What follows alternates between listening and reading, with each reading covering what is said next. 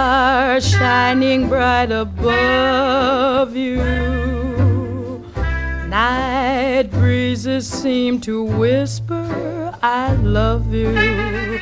Birds singing in the sycamore tree. Dream a little dream of me. Say nighty-night and kiss me. Just hold me tight and tell me you'll miss me.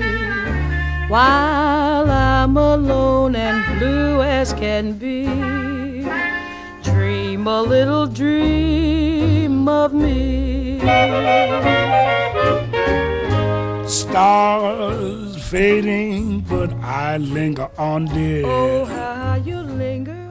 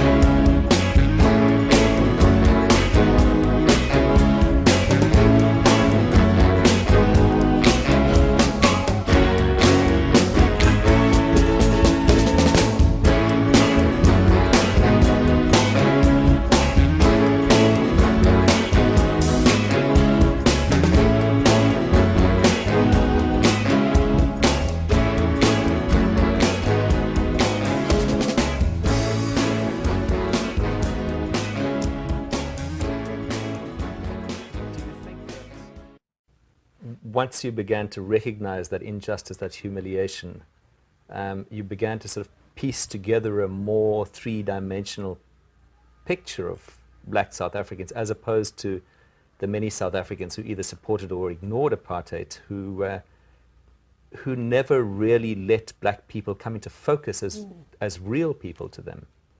Yes, but I think you have to look at the circumstances. It was unthinkable for me to meet or know black people who would share my interests, with whom, in other words, there could be some sort of natural rapport and meeting.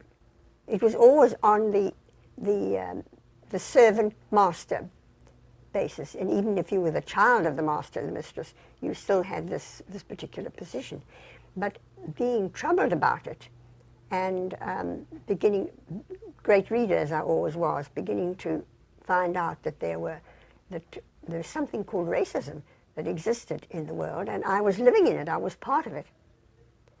And then when I was older and went very briefly took the train every day and went to the university, and there for the first time I met, even then there were one or two, there were a few young blacks. Remember, the university, of course, was whites only, but there were certain courses that were not available in the black universities, and then as a concession at graduate level, postgraduate level, a few blacks would come in. And so I met one or two black people with whom I had far more in common than I had with the young whites that I knew in the town. I was not interested, I wasn't sporty, or many of the things that they did were of not particular interest to me.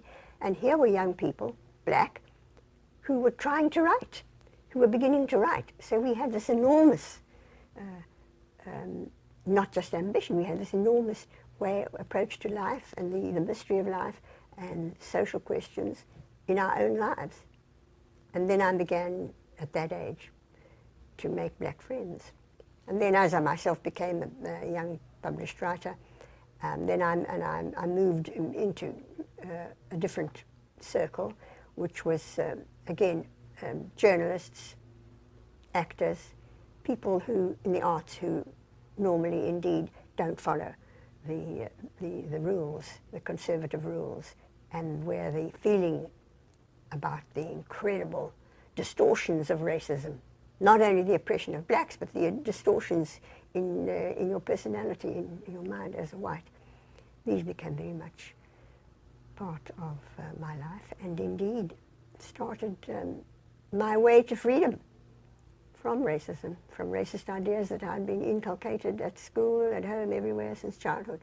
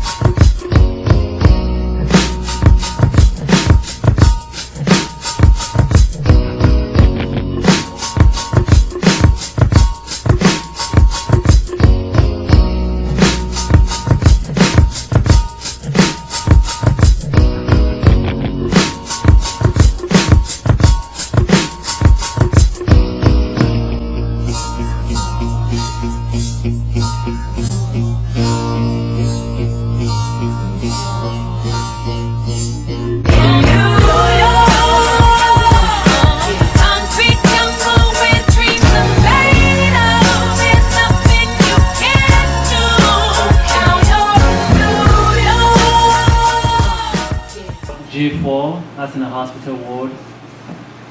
When I was 8 years old, I realized, much to my own horror, that I had the odd gift of detecting death in people's eyes. It wasn't a gift I was particularly proud of, so I kept the horrible knowledge to myself for fear of being branded as a devilish child. Can you hear me well? Yes. Okay. When grandmother's brother Babasala fell sick, one look at him as he lay on his hospital bed on Ward G4 of the Kamponochi Teaching Hospital, and I knew he wasn't going to live more than 3 days. And lo and behold, that was exactly how long Babasala lived. For 3 days and nights before his passing, I nursed the horrible thoughts brought on by my knowledge, wishing that the muses who had whispered the time of death were wrong. And one woman came running into the courtyard screaming, Subhanallah, walhamdulillah, la ilaha illallah, Allahu Akbar.